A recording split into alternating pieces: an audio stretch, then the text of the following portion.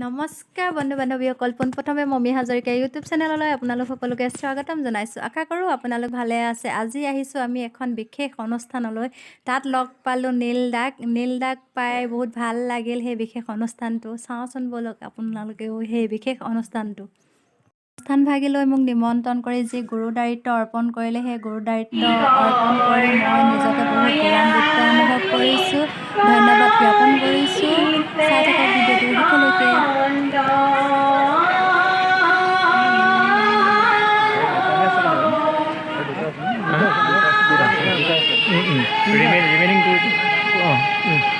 তিনিটা আছে ই নকৰঙা আছে নকৰঙা তাৰপৰা জোনালী আৰু শিৱানী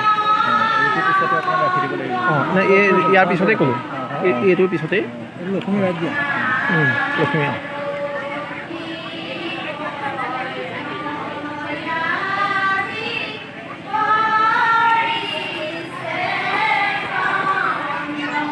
কণ্ঠশিল্পী মিৰদ্বীপ আমি তেখেতকো আমাৰ মঞ্চলৈ আদৰি আনিবৰ বাবে দিছোঁ। তেখেতক এখন ফুলাম গামোচাৰে সম্বৰ্ধনা জনাবৰ বাবে মই উদযাপন সমিতিৰ সাধাৰণ সম্পাদক ৰাকেশ শৰ্মা ডাঙৰীয়াক অনুৰোধ কৰিছোঁ।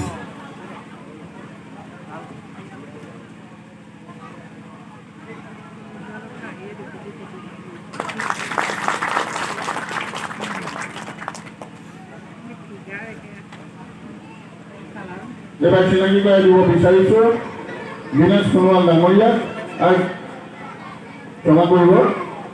নীল আকাশক এখনি চেলেঙেৰে আমাৰ মৰম যাচিব বিচাৰিছোঁ আৰু চেলেংখন প্ৰদান কৰিবৰ বাবে মই অজিত শৰ্মা ডাঙৰীয়াক অনুৰোধ কৰিছোঁ।